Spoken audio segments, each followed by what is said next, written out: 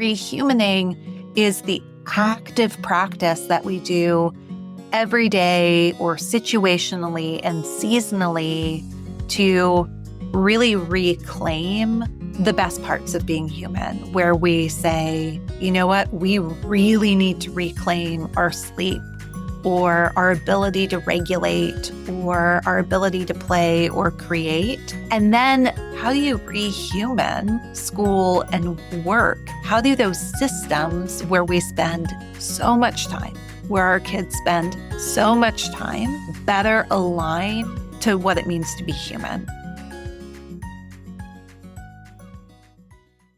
That was Stephanie Malia Krauss on Psychologists Off the Clock.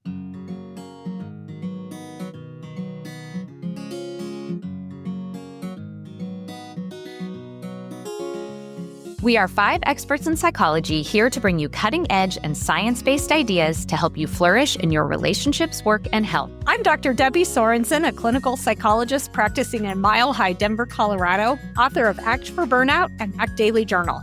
From America's Heartland, I'm Dr. Emily Edlin, a clinical psychologist based in Chicago, Illinois, and author of Autonomy Supportive Parenting. Calling in from Vienna, Austria, I'm Michael Herold, ACT coach, confidence trainer, and the author of an upcoming book on developing your confidence and social skills. From Boston, I'm Dr. Yael Schoengren, faculty at Brown University and author of Work, Parent, Thrive, and an upcoming book about misunderstanding.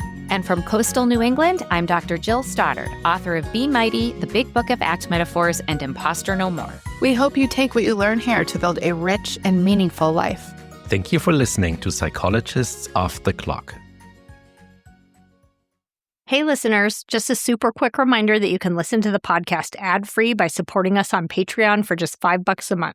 Or you can support the podcast with a one-time donation on Buy Me a Coffee. Thank you to everyone who's already supporting us. Be sure to stay tuned to the end of the episode for our co-host discussion of today's interview. Hi, everyone. I am so excited to welcome our guest today, who I know through being a very active and generous literary citizen. She actually started a writing group that I try to attend as much as possible. So Stephanie Malia Krauss is an author, speaker, and strategist focused on rehumaning childhood and our lives. Her newest book, How We Thrive, explores the urgent need to protect human essentials like sleep, play, and connection that modern life diminishes or denies. An educator and social worker who has worked from the classroom to Congress, Stephanie now advises states, districts, and national organizations on holistic approaches to preparing and caring for kids. Stephanie is the best-selling author of Whole Child, Whole Life, 10 Ways to Help Kids Live, Learn, and Thrive, and Making It What Today's Kids Need for Tomorrow's World. Her work has been featured by Newsweek, PBS NewsHour, Parents, and more. Welcome to Psychologists Off the Clock, Stephanie. Thanks, Emily. I'm so glad to be with you. I am so happy to have you. I know this has been a huge labor of love working on this book, and it is an enormous undertaking. You really cover every part of being a whole human, which is a lot. But that comprehensive undertaking aligns with your central message, which is that we need a holistic lens for how to raise healthy children and prioritize the health of adults raising those children too. So I wanted to start with your cultural background as Hawaiian, because it makes so much sense how this heritage would inform your passion and perspective. Could you talk about some of the key elements of Hawaiian cultural traditions that are key to the message of your book? Absolutely. So just to make sure that I give you a holistic picture of my background, in my family, we actually call ourselves Jewaian. So my mom is Native Hawaiian and my dad is Jewish, and they met in DC, where I feel like that maybe is like one of the only places where that can happen. Yeah. And then there were 5 of us who were born. So there are at least 5 little Jewaians or older Jewaians running around now. But you're right. My Hawaiian heritage really anchored so much of the work around How We Thrive. And the book itself, you can, I think, feel my own learning of that ancestral wisdom. I think one of the things that was so powerful for me was my evolving understanding of epigenetics and what gets passed down to us. And so my mother's Hawaiian, so this is my maternal line.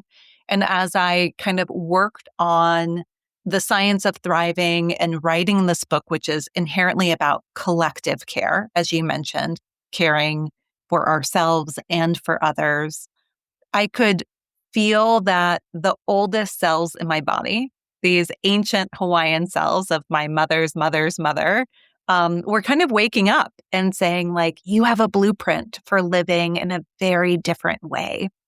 And so the book really anchors into just a couple pieces of the Hawaiian story. The first is this idea of wayfinding. So Polynesian navigators, they had to figure out their way through incredibly varied, often very rough weather in the Pacific Ocean to find these little islands. And one of the things that I learned about wayfinding was this idea that, like, ancient Hawaiians did it for many years and then it went away. And in the 1970s, Hawaii had a cultural renaissance and they wanted to bring navigation back. And so I talk in the book about, he's still living, this man, Nainoa Thompson, and he and his dad, Pinky Thompson, and some others really studied the science behind wayfinding. How was it possible that people could get in double-hulled canoes in the middle of this massive ocean and somehow find their way by looking at the stars and feeling the air and feeling the water to these little bitty islands with precision? And what Nainoa learned, and it was so instructive for me in writing How We Thrive in this moment, was that wayfinding techniques are pretty timeless. How we figure out the kind of signs and signals for where to go and what's going on and whether things are going to be dangerous, they pretty much don't change. But what he learned was the difference between 1970 and 1790 was that our orientation to the stars has changed, that the Earth has literally like shifted on its axis. And this kind of became this call to action for me as I was writing How We Thrive, of like, what we need to thrive is timeless. We are born with a natural set of capacities, what I call human essentials. You mentioned some: sleep and play and contribution, that have this profoundly outsized biological and psychological impact on our ability to be healthy and happy and feel whole, to thrive.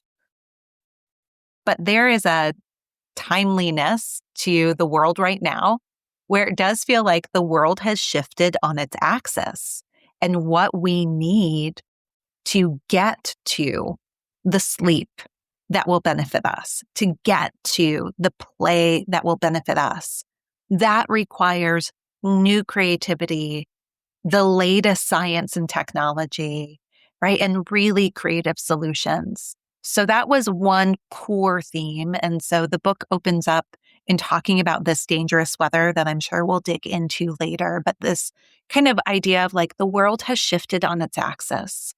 What we need to thrive is timeless. It is about who we are as humans, but how we get there requires new science and creative strategies. So it's like a reorientation to our inner compass.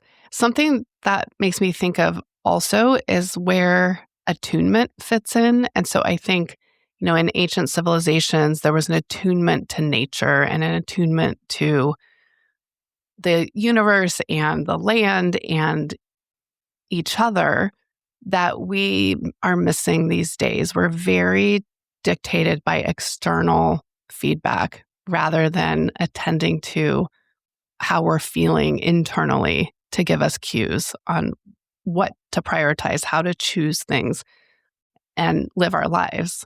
It's so true. As I went through the research for the book, so as you know, I interviewed over 100 scientists and scholars, including you, talking about regulation. And, this is a book that's heavily cited. There are over 500 different research citations, but written in a way that like, Doesn't hopefully, feel like that. Yeah. right. It feels like we're sitting at a coffee shop having Yeah. a conversation. And one of the things that really struck me, so this is not my native Hawaiian heritage, this is our common human living in modern life reality, is that our normal is not natural. What we have come to understand as normal life, normal busyness, normal time scarcity, normal relationship with technology, normal level of sort of background anxiety, it's just not natural. And so one of the like really interesting things as a mom that I kept coming across was this idea that these are inborn capacities. So like play, for example, is a pre-verbal capacity. We can do it before we can talk. Same with creativity. And creativity was similar to the research. So there's a chapter on creativity. There's another chapter on wonder. And for both of those, the studies were really interesting when it came to young kids. But I think for us as moms, like you'll get this right away. The idea is that we're kind of born with what we need, that kids are naturally creative, that they're naturally full of wonder, but kids are humans, and that we actually like just have that willed out of us as we get older. So wonder, for example, wonder opens itself up to awe, this idea of being a part of something bigger than yourself. And the science of awe is that it's very protective. That's why if people come into your office and they have a positive spiritual connection, or they do feel an attunement to nature or something else that's kind of the universe or bigger than themselves, it could be community, that can be really protective to harm. And so I was curious why there were so many studies about awe and adults, the like protective quality of awe in adults. And so as I was talking to researchers about it, the consensus is that kids have it in abundance, right? They just have it. And so the question is, how do we retain it, or how do we reclaim it? And nurture it. That's right. Right. Absolutely. Yeah. Something I talk about a lot in my parenting work is how our modern landscape of parenting is a terrible fit for healthy family lives. And I know we're going to get into some aspects of that, but I really promote the idea that we don't need to blame ourselves. Like, this is really hard. The setup is a mismatch, as you're saying. There's a mismatch between kind of our nature and our reality right now in this current world.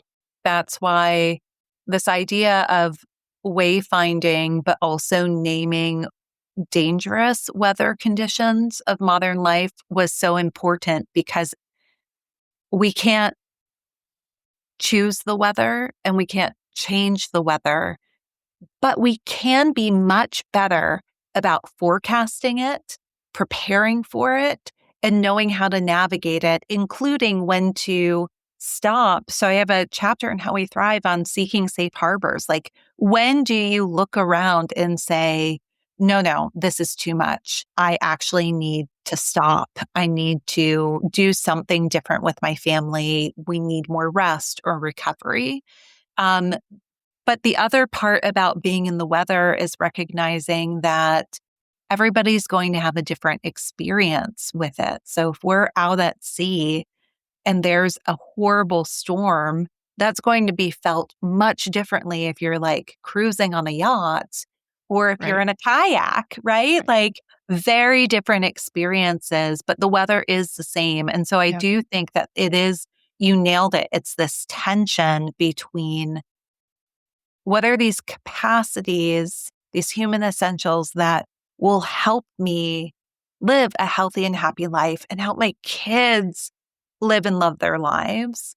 And then how do I get these conditions that I crave in small, everyday ways and then in bigger ways?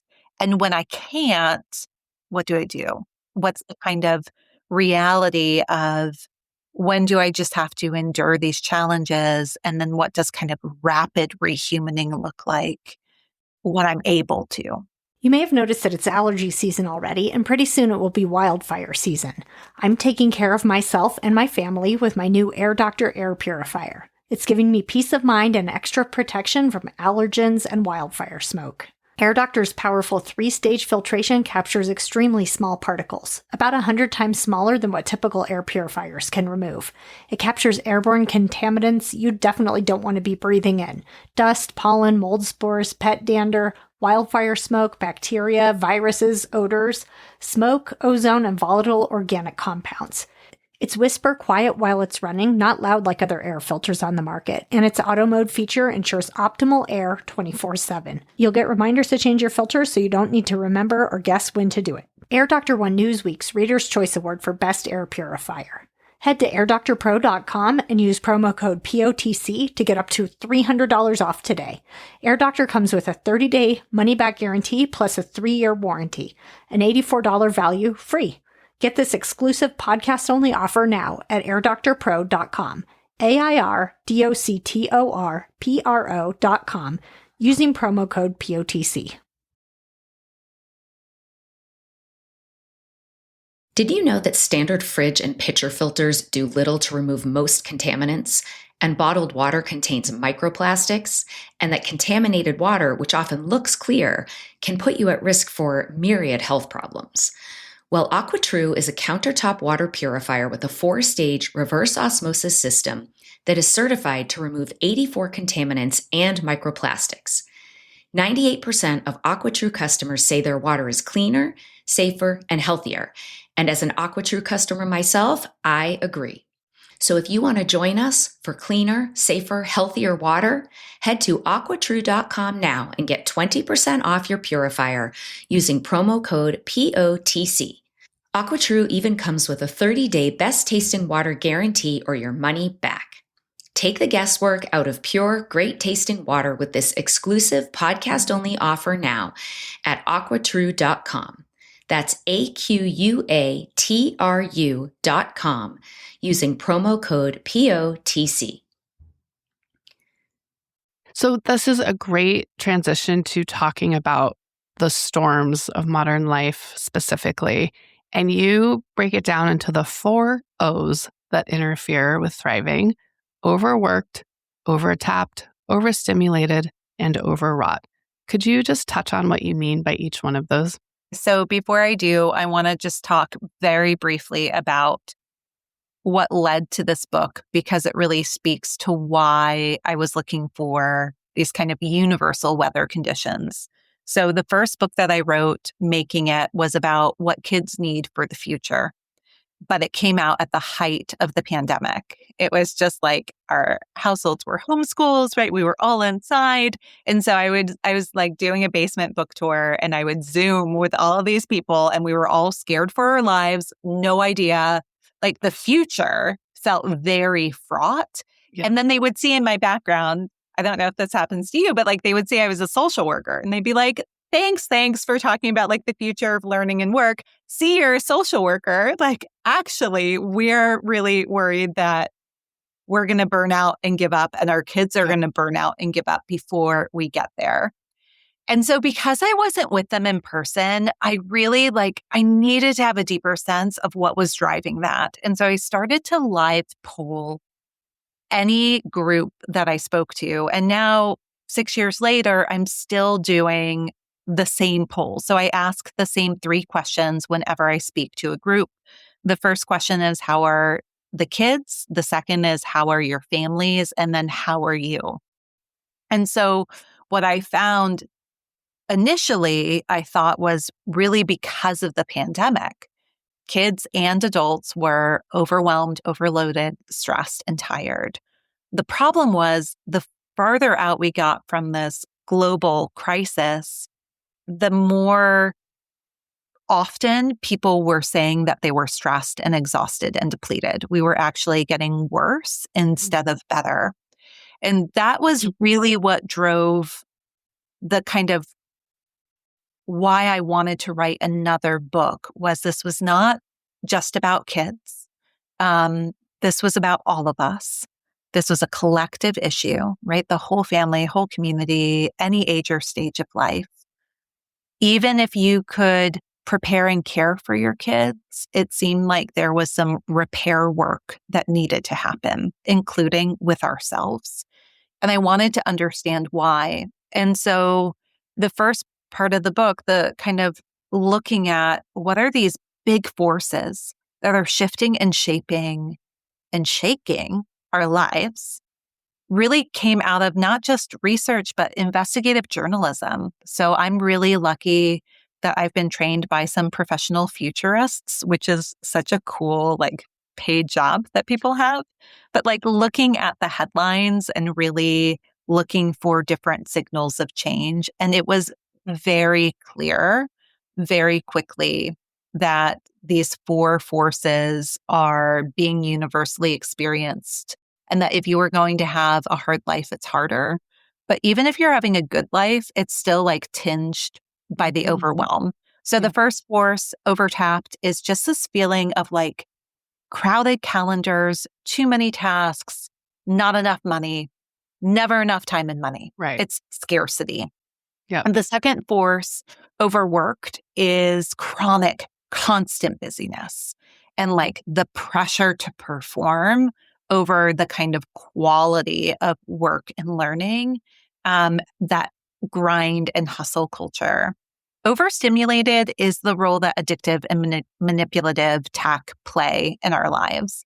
And I know you and I could have a deep dive conversation, right? Really go in there. The reality is that there are big tech companies that prey on our vulnerabilities, especially our kids' developmental vulnerabilities, and we get hooked and harmed by platforms, and that it's everywhere. It's like microplastics. So it's a big force. And then the fourth is just that like existential dread, that feeling that something terrible is going to happen because there have been really hard things that have happened, and that the world just feels much scarier than ever. And so combined, that kind of makes up the potential forecast. And then at any given time, you might be impacted by one or two or three, but you can kind of feel the full brunt of it, you know? So this weekend, I was telling my husband, I'm like, I'm getting rained on and the wind. And oh my God, there's sleet, right? Like in the center of a couple of those weather conditions. And basically my like body check back to attunement would be, if you're feeling wear and tear in your life, if you're feeling the overwhelm and overload just stretch you, or like a feeling of being depleted, especially if you can look around and be like, why do I feel like this? That's probably the dangerous weather. So there are so many things we could touch on, but it would take hours for us to cover everything in your book. And we go for depth here on the podcast instead of breadth. So I want to zero in based on what you were just describing on one thing that I think is a struggle across age groups and how we're raising our kids, how we're taking care of ourselves. And that is the role of rest. And I think that if we could actually rest more and value rest more greatly, that would help us thrive across all of the domains that you talk about in your book and all the aspects of being human, right? But I am raising 3 kids who are very busy with sports and activities, and our calendars are exactly what you're describing. There's just simply not enough time. So I wanted to zoom in on this and get your take on the role of rest, and then what can we do about it? Yeah. So let's compare war room notes as moms of tweens and teens. So I couldn't agree with you more. I think that rest is one of the most lacking and critical things that exist, period. I talk about it throughout the book that when the weather's too rough, you need rest more than ever. But also we need rest in an ongoing way and sleep in an ongoing way. So I want to tell you a story and then about 2 scientists I talked to for the book. So the story is 2 weeks ago, I was solo parenting. My husband was out of town. And so I've got a 9th grader and a 7th grader. My husband, shout out to every solo parent, single parent, because my husband and I do have some level of divide and conquer, Yep. Same here. particularly when it comes to like sports schedules and school. So as a solo parent 2 weeks ago, I'm running the full deal. And that means that I'm waking up just before 6 a.m. to get my teens up and then like help and support them as best as I can to get out the door to the bus. But then I actually want to talk about my teens. So then my 9th grader goes to school. He is at school all day long, and then he's a baseball player. High school baseball season has just started. Yep. So now he's at practice for, 3+ hours. Yep. It could be 6 hours if he was going to a game somewhere. He comes home, he has studying and homework, and this has nothing to do with devices, social media, Right. nothing. This kid, without any room for rest or downtime, is up at 6 a.m. and he's going, not even decompressing Yeah. until 10:30. And then when he lays down, his brain is Of just course. totally turned on because he's been looking at a computer for homework, and now he's just decompressing his day. And also as a teenager, his biological Yep. clock and his sleep clock has shifted anyway. He's not going to get tired until later. And then he has to wake up at 6 a.m. and do the same thing over and over. Well, so when I started writing How We Thrive, I treated myself as my own personal experiment to this Oura Ring, this biometric device that was going to tell me how I was sleeping and how stressed I was. So I was tracking my sleep data just in 3 days of following my 15-year-old's required schedule, what adults were telling him he had to be at and where he had to be. No flex time. And I had more sleep deprivation in that half of a week than I had in a month prior. But the thing is, Emily, like he has his permit to drive, right? Like he's also supposed to be behind a wheel and he's supposed to be thinking about his PSAT and he's like all of these other things.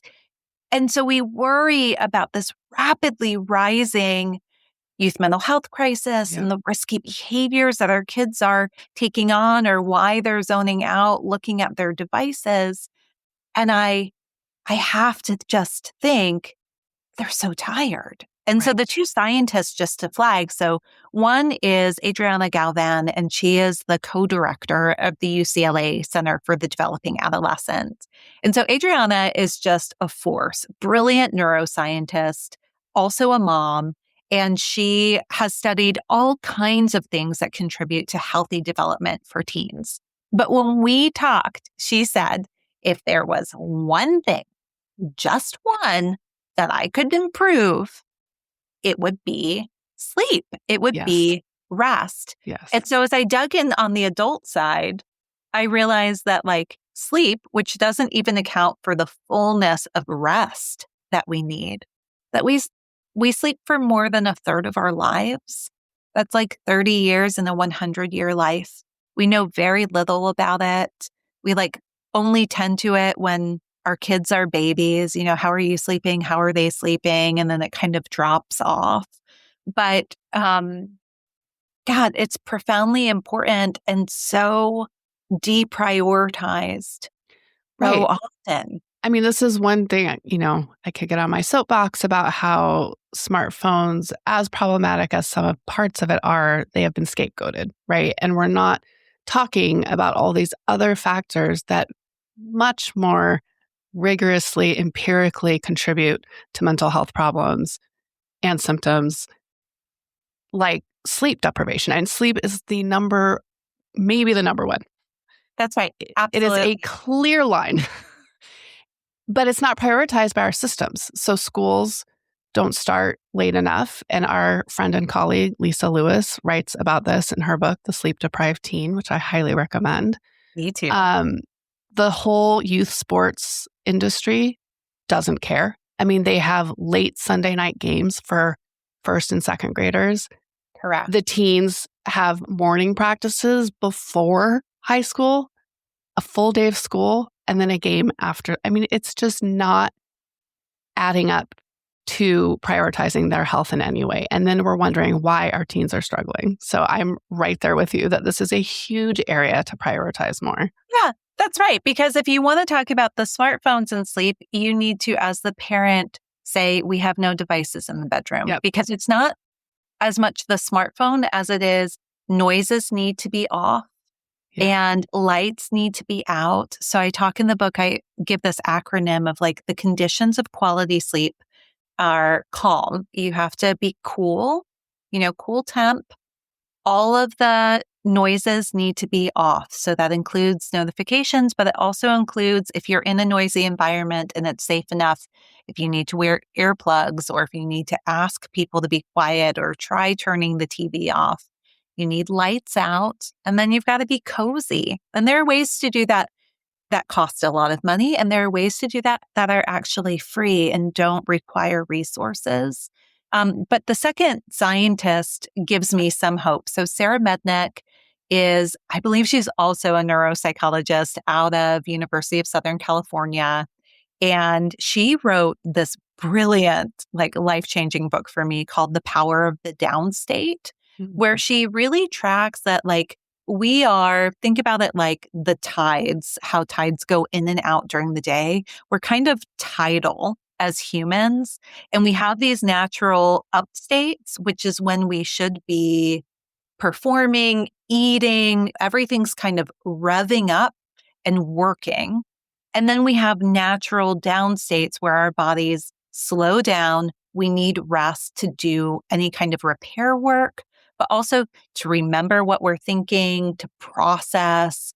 The problem is she talks about this as social jet lag, which I really appreciate that term, yeah. right? That our schedule is out of sync with our biological schedule, that we are forced to take our lunch break, adult or child, during a downstate instead of an upstate, that we're forced to work or take a test or do something demanding during what could or should be a natural downstate. And so one thing I'm trying to practice, I've never been a napper, is that she did say naps can have unbelievable benefits. They can almost make up for some of the sleep deprivation or sleep debt. But there are a couple of rules she taught me. It needs to be between 5 and 20 minutes, never longer. It has to be before 5 p.m. Yeah. Otherwise, it's going to disrupt that biggest Nighttime downstate. Yeah, exactly. And I think what was encouraging is that you don't have to fall asleep. So this is something I've tried to institute with my boys of I can't change the sports schedule or school schedule. I feel kind of convicted about it because I'm complicit in actively harming my kids. I mean, That's they are. how it feels. I know. It's but then terrible. Not the choices, right? Because you don't want to just take away baseball from your son. That's right. And so I think a part of rehumaning is the countercultural brave moves of talking to the superintendent, bringing it up at a board meeting, talking to a principal, talking to a coach. Or if you're not that courageous, because I get it, I'm a trained advocate and I still don't want to do it, then it's just raising the questions of does it need to be so late? Is there another option? And then I think it is, okay, here's my reality. How do I rehuman in that reality? So am I inviting my kid when I really want to be having a heart-to-heart conversation with him on the drive to actually zone out and rest? Right. Yes. Yeah, I've gotten much more attuned to that in my own kids where I'm so excited to see them. I'm ready to hear all about their day, and they're giving me every nonverbal that they don't want to talk. And so I just shut my mouth because I realize that they've been going all day and they just need to sit and not talk to me right then. We can connect another time. It doesn't mean no connection, right? That's it's right. just shifting. I mean, I will say one thing before we move on So as you know, my seventh grader Harrison wrote the foreword to How We Thrive. I really wanted the voice of a kid, my kid, the next generation to anchor the book. And in the first couple of paragraphs, he shares this like heartbreaking sentiment. He wrote it when he was 12. He's 13 now, wants people to know. Yeah. But at 12, he says, basically, hey, I'm 12 years old and I'm already stressed and tired. Yeah. And then grownups look at me and say, these are the best years of your life. Like, just you wait until you get older. It's so much worse and more exhausting and like more tiring. And they said, like, I don't want to just live my life. I want to love my life. Like, that sounds terrible. And so I do think like that is the driving question for me, driving all of my research, all of my work, all of my writing. This concept of rehumaning is like, who said we have to live like this? And what is another way we can live? How do we pause and pace? How do we give our bodies what they were made to do? Like when we give our bodies recovery time, it is like superpower. Right. Incredible strength. Yeah. I remember when my second was an infant, she was the absolute worst sleeper. I mean, I'm talking 9 times a night, and I was working in a hospital inpatient all day, every day. I mean, I was really burned out. I remember any night I got 5 hours consecutive sleep, I felt like I could run a marathon the next day. I mean, the change in energy was so dramatic. Something I want to kind of circle back to and sit with for a little bit is your rehumaning concept. So you've thrown the word around, but there may be listeners saying, what is she saying? Am I hearing her right? So will you explain what this is? Because is this your creation, this idea of rehumaning? Yeah, so it's a concept that I coined in response to what I was hearing. So as I went around the country and globally talking to people and polling them, asking those questions, how are your kids? How are your families? How are you? Hearing how overwhelmed and overloaded they were.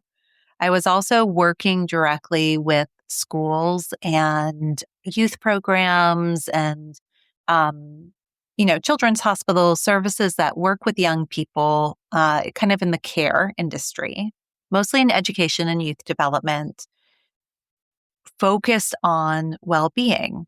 And I kept hearing stories of people really saying some version of the same thing. I don't want to live like this. I can't live like this. I don't know. Do I need to leave my job? Should I move? Yeah. Maybe I should homeschool my kids. All of these kind of, how do I navigate this? Right. Do this differently. And I was also hearing incredible stories of how people were in really big ways. Like, we're going to move back to Chicago to be closer to our parents because we want to live with our family. That is an important value.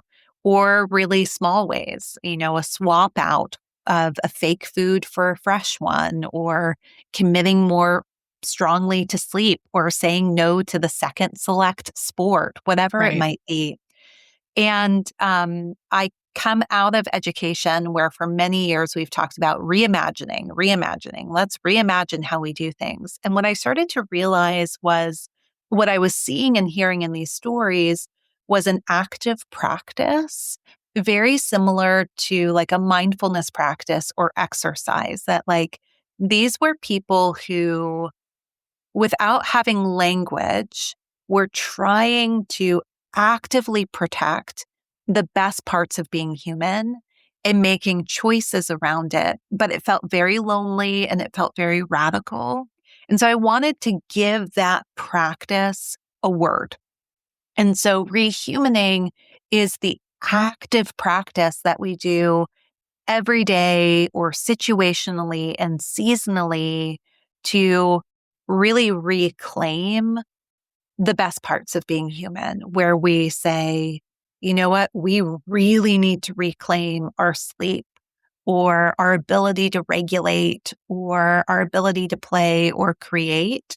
And then the other part of that is talking about, instead of how do you reimagine school or reimagine work, this like, how do you rehuman school and work? How do those systems where we spend so much time, where our kids spend so much time, better align to what it means to be human? So for example, rehumaning school would require appropriate science-based start times that give kids the sleep that they need.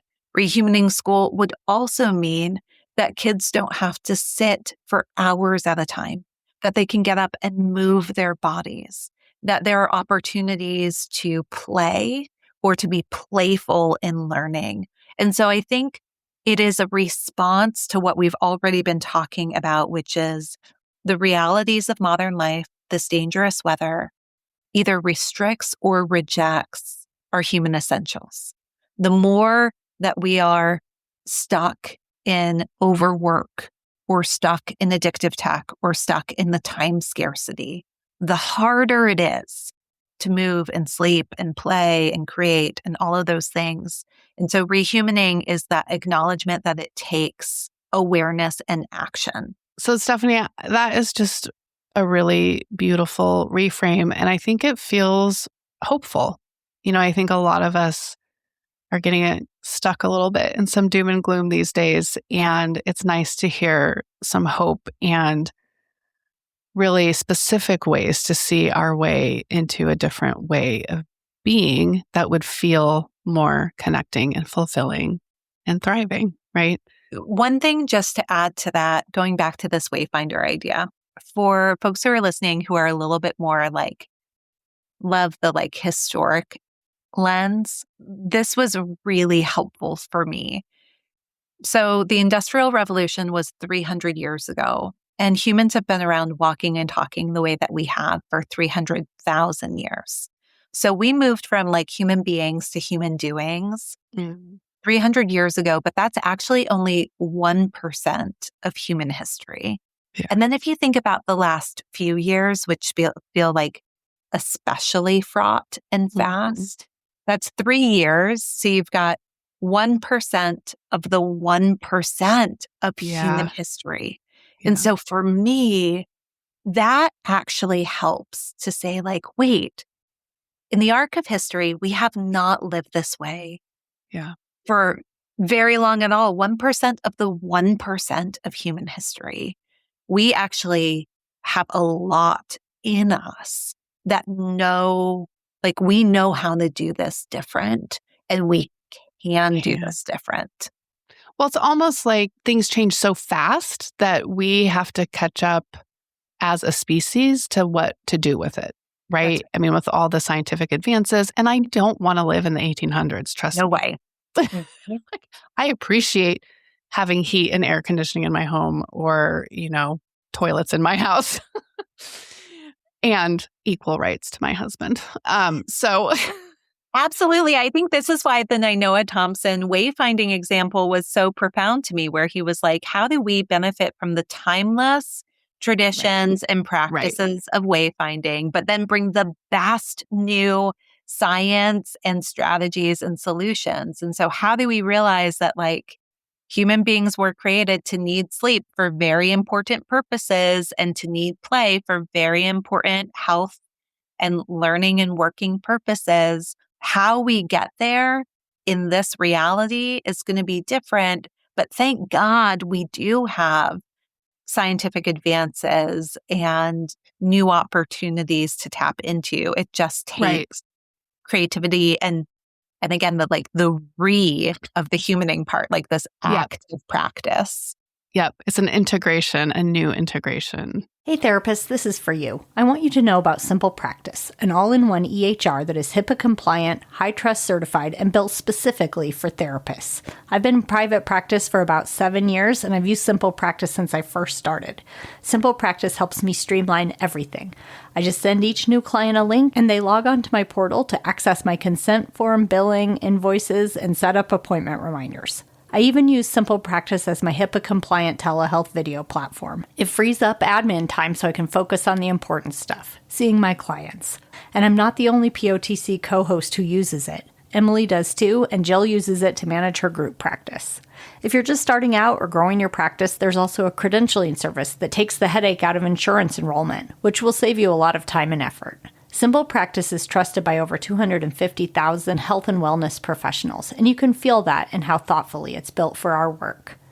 If you're ready to simplify the business side of your practice, now is the perfect time to try Simple Practice. Start with a 7-day free trial and then get 50% off your first 3 months. Just go to simplepractice.com to claim the offer. Again, that's simplepractice.com. So there's so much more to talk about, but we're almost out of time. So I wanted to just touch on, you wrote a section on the spirit, which I love because I don't think we discuss this enough. We talk a lot about the mind, the body, the heart, and the heart meaning relationships and social connections, which are very important.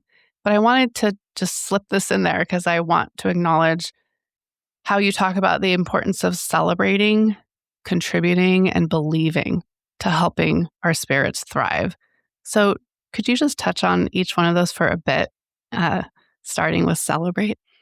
I think it was so powerful to me to learn that we have profound positive biological and psychological impacts when we do things that are more obvious, like sleep and moving our body, but that also happens when we do things like celebrate, contribute, give to others, have a job or responsibility, and also engage in belief, which for me is the belief in something bigger, some kind of spirituality, and the belief in something better, hope. So celebration is really interesting. I just want to maybe share one study that has stuck with me, which is there were a group of researchers in Massachusetts, and they looked at homeless shelters, and they gave support for half of the homeless shelters they were studying to institute birthday parties for anybody whose birthday came along. And then the other shelters just didn't get those resources.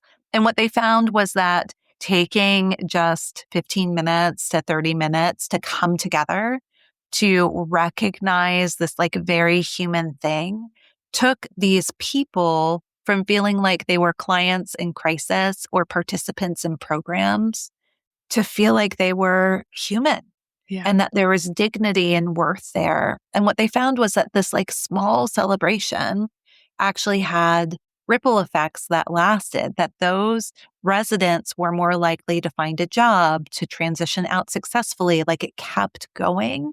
And so it just reminds us, I'm the first person to end up too busy to celebrate my anniversary or pass over my birthday. These don't have to be splashy, just everyday celebrations. There was another study just showing that when you celebrate with others, even if they aren't a part of it. So if you have good news and you share it with somebody else, that your feelings of positivity increase just by the kind of link and sync effect of somebody smiling with you or celebrating back with you. So that's celebration. Contribution is just this idea that we need a purpose. We're made to have a purpose, have jobs. I talked about Adriana Galvan from UCLA. Her co-director, Andrew Fellini, was someone I interviewed for contribution. And we talked about how there's big contribution like social change, but there's also, similar to everyday celebrations, everyday contributions. Holding the door, doing the dishes, helping somebody. And it just has that feel-good bump to it. I think for us, as we think about our adolescent kids, their schedules make it hard to contribute because they are so busy. Yeah.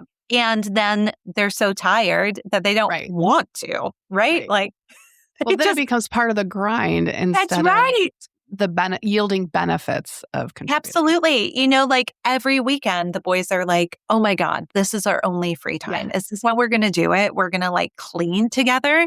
But here's what happened. So we were doing weeding in my backyard this weekend.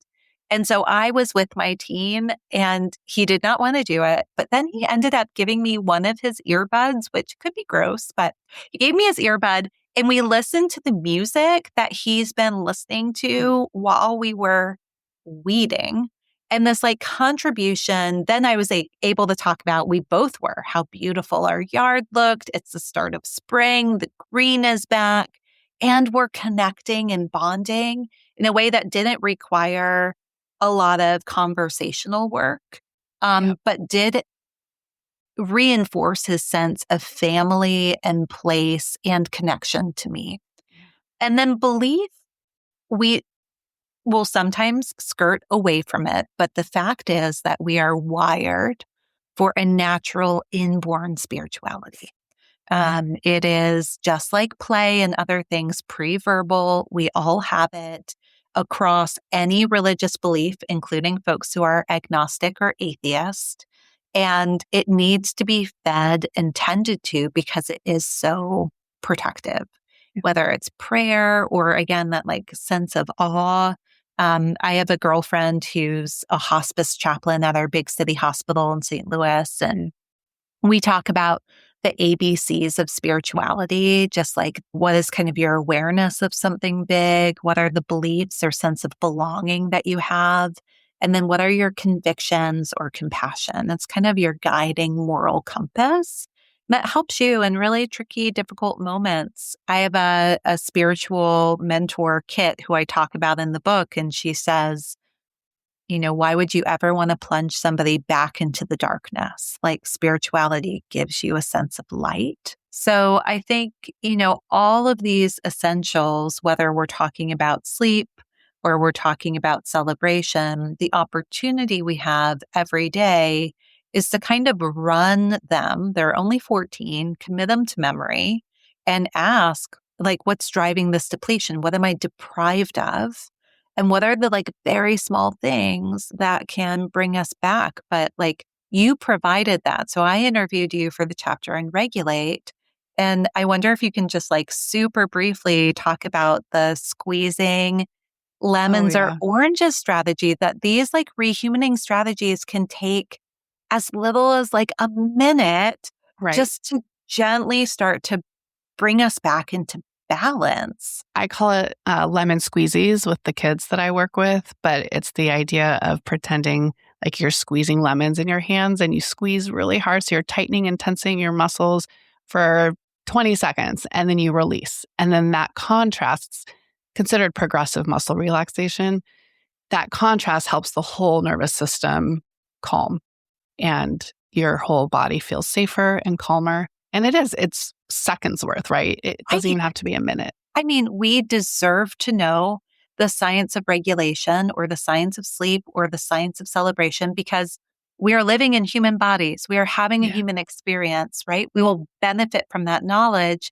But then how amazing that singing happy birthday or squeezing imaginary lemons, both of which take a minute, can actually radically improve our life, costs us nothing, requires no more time and effort, but it does require that we know that the strategy exists and why it's working.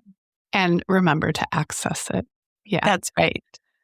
Oh, Stephanie, I hate to end this conversation because it's so rich. And what I love is that you integrate really important science and theory and philosophy and thoughtfulness with actual concrete strategies. What the heck do we do? How do we rehuman?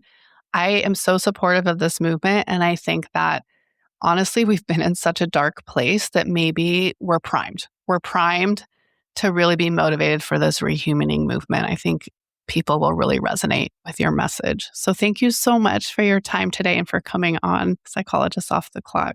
It was so wonderful. And thanks for your contribution to How We Thrive and also for being in the thick of it with me. So where can people find you if they want to learn more about your work? Yeah, related to what we were just talking about, you can just go to rehumaning.com. There are a bunch of free resources. There are videos on the essentials and some of the core concepts. And you can also even download the first 50 pages of How We Thrive for free. You can also find me on Substack. I am in the process of launching more regular reflections on rehumaning for those of us who are trying to take it on as a daily practice. Great. That sounds like an excellent resource. Thanks so much. Hi, everyone. Thanks for sticking around for my co-host post with Yael to talk a little more about our kind of personal reactions to this discussion with Stephanie and what came up for us around our own parenting adventures, mismatching or matching with the modern world. So, Yael, what were your thoughts? I love this idea of like adventures in parenting, like the movie Adventures in Babysitting. I love this episode. I think it has so much wisdom on how we can navigate the demands of parenting and the demands of being a child in this modern, incessantly active, never restful world. And it got me thinking about, honestly, how wise my kids are. And I actually think a lot about how that's a credit to you, Emily, because your work on autonomy supportive parenting and your book have really been quite influential in how neglectful I am as a parent. And I say that with a little bit of a joke, but the reality is I give my kids a lot of independence to make their own choices and to, for instance, manage their own workload. And I was recently talking with my 15-year-old about how hard he thinks he works. And what he was telling me is that he does sort of observe that there are some students who work harder than he does, and some students who have similar to the kind of schedule that he has with athletics, as well as academics, as well as, home responsibilities, and that he recognizes that he could work harder sometimes, but that he's had these weeks where he has pushed himself to work really hard, more similar to the really intense kids who really excel in school and athletics. And that what he finds is that after a week of that, he's just really depleted and it sort of takes him out of commission for a few days. And so he told me I could work harder, but I don't think it makes sense, right? I can't sustain it. And so I sort of manage myself in that I work pretty hard, but I also really prioritize having some downtime. He did not say it in those words. Those are my words. But it just really struck me as very wise, and that he's sort of figuring out how he wants to navigate the world as somebody who is ambitious, but also who really wants to have a sustained ability to stay engaged. And I think that we don't give our kids enough of a chance to do that. And we maybe panic when we see other kids working harder, and we don't honor the fact that our kids might be making wiser decisions for themselves than maybe we've made for ourselves. Yes, and I am dying to talk more about that. But before I jump to that, I just want to say I can't help it, my therapist brain analyzing your son, that he sounds very attuned to his internal cues, which I work on that with adults, right? So I would credit your parenting as being hands-off enough that he has been able to develop the awareness and reliance on internal cues rather than relying on external cues. But I do really think that there is something about this idea of autonomy supportive parenting and me recognizing that he's tuning in and celebrating it and reinforcing it as opposed to pushing against it. Yeah. And we are taught so often to question our kids' confidence in their cues. Mm-hmm. And because, there's all these external pressures. And so I just really think it's so important for us to, make space and really reinforce and celebrate their moments of tuning in.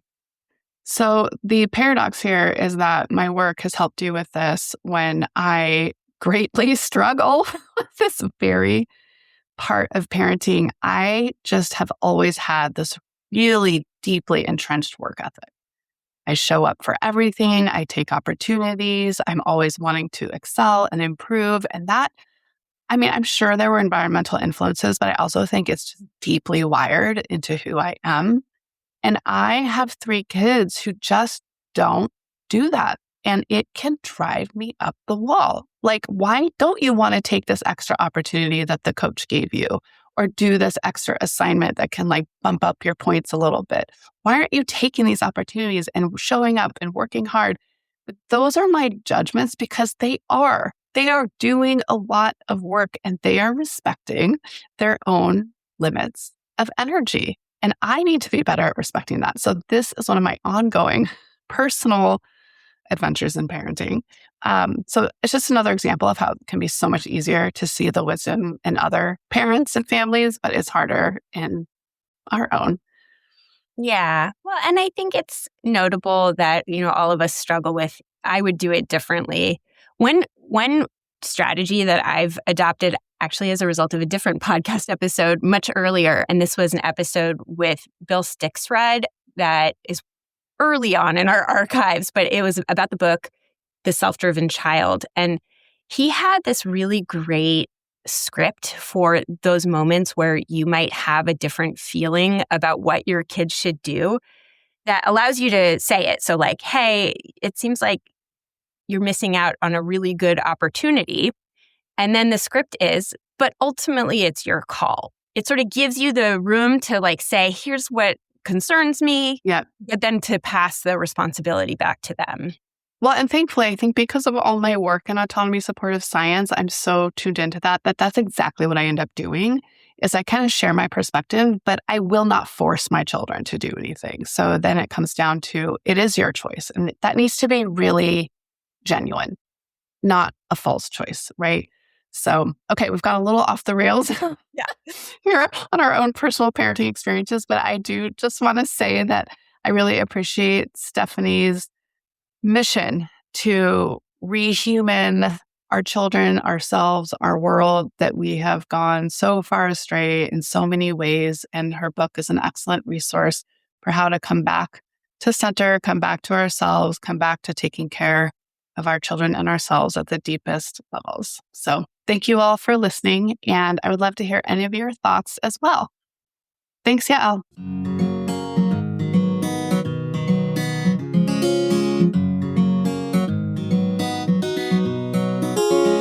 Thank you for listening to Psychologists Off the Clock. You can now listen to our podcast ad-free by becoming a supporter on Patreon. You can link to Patreon on our website or go to patreon.com/offtheclocksite. If you enjoy our podcast, you can help us out by leaving a review and sharing this episode with a friend or an enemy who would enjoy it.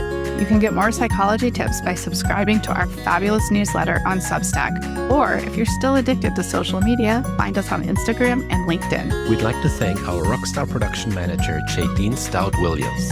Now for the boring part. This podcast is for informational and entertainment purposes only and is not meant to be a substitute for mental health treatment. If you're looking for mental health treatment, please visit the resources page of our website, offtheclockpsych.com.